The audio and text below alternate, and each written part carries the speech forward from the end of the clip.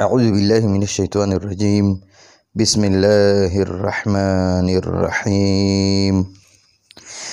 عما يتساءلون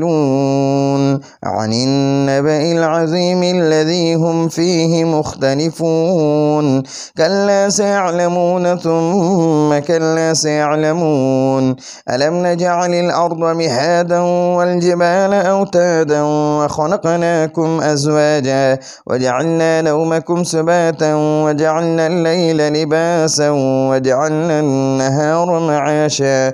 وبنينا فوقكم سبعا شدادا وجعلنا سراجا وهاجا وأنزلنا من المعصرات ماء ثجاجا لنخرج به حبا ونباتا وجنات ألفافا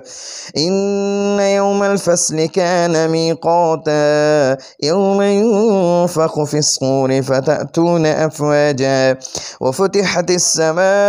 فكانت أبوابا وسيرت الجبال فكانت سرابا إن جهنم كانت مرصادا للطاغين مآبا لابثين فيها أحقابا لا يذوقون فيها بردا ولا شرابا إلا حميما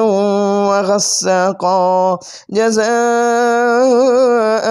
وفاقا إنهم كانوا لا يرجون حسابا وكذبوا بآياتنا كذابا وكل شيء أحصيناه كتابا فذوقوا فلن نزيدكم إلا عذابا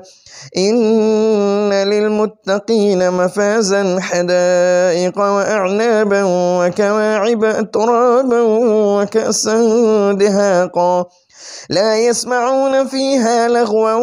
ولا كذابا جزاء من ربك عطاء حسابا رب السماوات والأرض وما بينهما الرحمن لا يملكون منه خطابا يوم يقوم الروح والملائكة صفا لا يتكلمون إلا من أذن له الرحمن وقال صوابا ذلك اليوم الحق فمن شاء اتخذ إلى ربه مآبا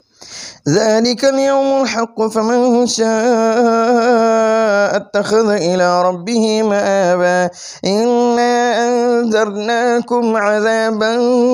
قريبا يوم ينظر المرء ما قدمت يداه ويقول الكافر يا ليتني كنت ترابا.